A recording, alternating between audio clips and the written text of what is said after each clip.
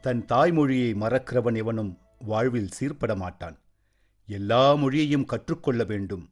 ஆனால் தாய்மொழியின் மேல் பற்று கொள்ள வேண்டும். சீகன் பால்க், உண்மையிலேயே உங்கள் ஆற்றலைக் கண்டு நான் வியக்கிறேன். மிக விரைவாக நீங்கள் தமிழை கற்றுக்கொண்டு விட்டீர்கள். ஆசிரியரும் உங்கள் வேகத்தை பார்த்து வியக்கிறார். இப்பொழுதெல்லாம் நீங்கள் முதலியப்பாவோடு சிரமமில்லாமல் பேசுகிறீர்களே. உண்மைதான் ப்ளூச்சோ.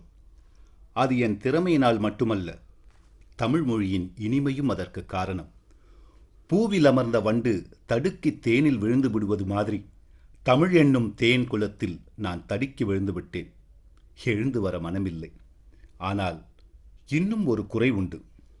இன்னும் குறையா? என்ன? எழுத்துக்களை, வாக்கியத்தை எப்படி பேச வேண்டும் என்பதையெல்லாம் கற்றுக்கொண்டேன்.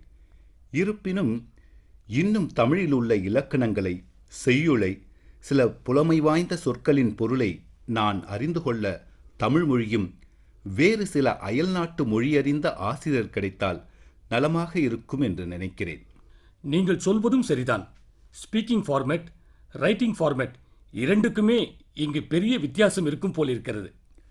இந்த கருத்தை நம் ஆசிரியரிடம் முதலியப்பாவிடம் பகிர்ந்து கொண்டேன். அவர்கள் தரங்கைக்கு அருகில் அழகப்பன் என்ற ஒருவர் இருக்கிறாராம். அவர் பல இந்திய மொழிகள் தெரிந்தவராம். அவரை அழைத்து வரப் போயிருக்கிறார்கள். நான் கேட்கிறேன் என்று தவறாக எடுத்துக்கொள்ளாதீர்கள். இந்த மக்களுக்கு நற்செய்தி சொல்ல இப்பொழுது நீங்கள் பெற்றிருக்கிற இந்த அடிப்படை தமிழ் அறிவு போதாதா? இவ்வளவு ஆழமாக தெரிந்து கொள்ள வேண்டும் என்று ஏன் சிரமப்படுகிறீர்கள்? இல்லை ப்ளூச்சோ, என் திட்டமே வேறு. தமிழ் மொழியின் ஆழம், அழகு இவற்றை விரும்புகிறேன் என்பது ஒரு புறம். நற்செய்தி அறிவிக்க எனக்கு தமிழ் தெரிந்திருக்க வேண்டும் என்பது மறுபுறம். இவற்றை விட இந்த மொழி ஒரு புதையல், ஒரு பொக்கிஷம்.